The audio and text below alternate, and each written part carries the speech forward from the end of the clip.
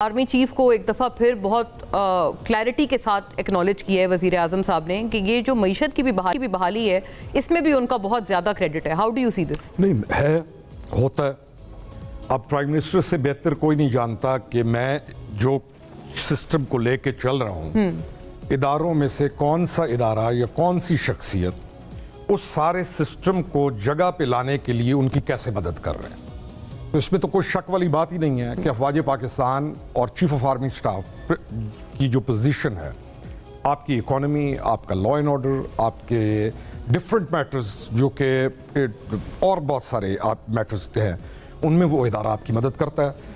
اچھا کیوں نہ کرے وہ ادارہ مدد؟ ایک پاورفل ادارہ ہے آپ کا، وہ کیوں نہ کرے؟ وہ مدد کرے گا.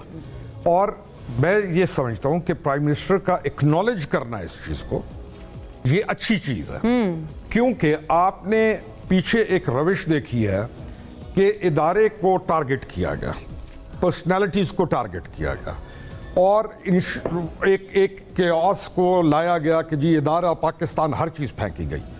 تو اس میں کوئی شک نہیں کہ ادارہ اور پاکستان اس وقت مضبوط ہاتھوں میں ہے.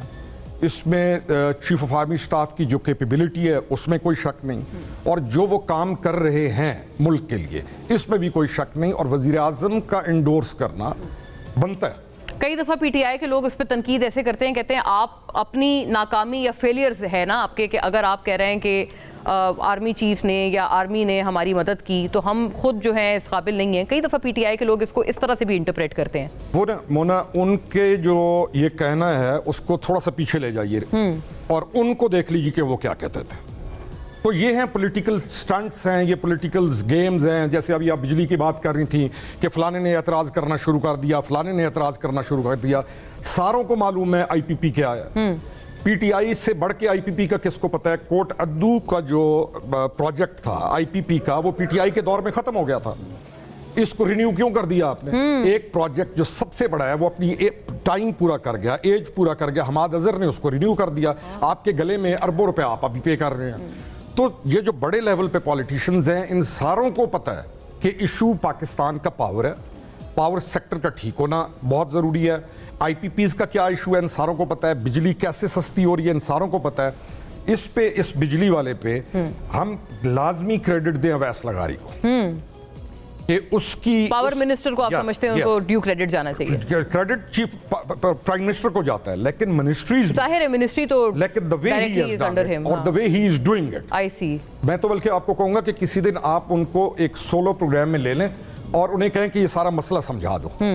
لیکن ہماری عوام کو مسئلہ سمجھانے کا تک پہنچایا ہی نہیں جاتا. ہمارا پولیٹیکل کلچر ہے کہ عوام جو ہے وہ اس کو کھلانا ہے، اس کو استعمال کرنا ہے، ان کو نالج نہیں دینا، ان کو برہان نہیں دینی، ایویڈنس نہیں دینا.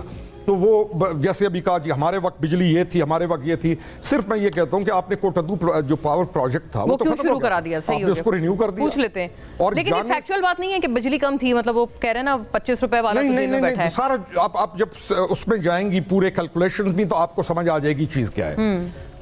جو جانے سے پہلے جتنے کھڈے کھودے گئے اور انشور کیا گیا کہ نیکسٹ گورنمنٹ جب آئے تو وہ بیٹھ جائے. ہاں. اور پھر یہ بھی انشور کیا گیا کہ آئی ایم ایف کو اگر پروگرام کو یہاں ہم ڈی ریل نہیں کر پا رہے تو شوکت ترین صاحب کوشش میں تھے کہ کسی طریقے سے I M F derail ہو جائے اور پاکستان جو ہے وہ یہ جائے کہ اگر ہم ہیں تو پاکستان ہے، ہم نہیں ہیں تو نہیں ہیں.